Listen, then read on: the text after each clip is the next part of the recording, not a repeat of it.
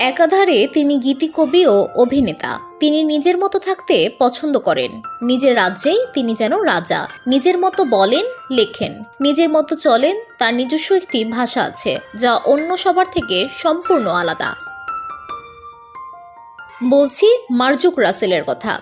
গীতিকবি ও অভিনেতার ব্যক্তিগত জীবনও প্রভাবিত করে তরুণদের। সেই সঙ্গে তাকে নিয়ে অসংখ্য কৌতূহল ভক্তদের। এর মধ্যে অন্যতম তার চিরকুমার থাকার কারণ। এবার বিষয়টি নিয়ে কথা বলেছেন মার্জুক। সম্প্রতি একটি গণমাধ্যমে দেওয়া সাক্ষাৎকারে বিষয়টি নিয়ে খোলামেলা কথা বলেন তিনি।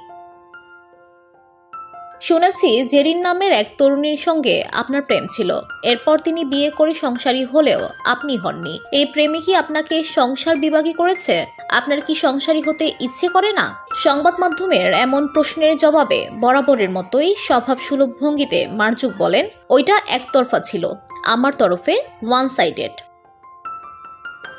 কিশোর বেলায় প্রকৃতি আমারে দিয়া ওই পাগলামি করাইয়া নিছিল। দাম্পত্য জীবন আর সংসার জীবন এক নয়। একলাও সংসার করা যায়।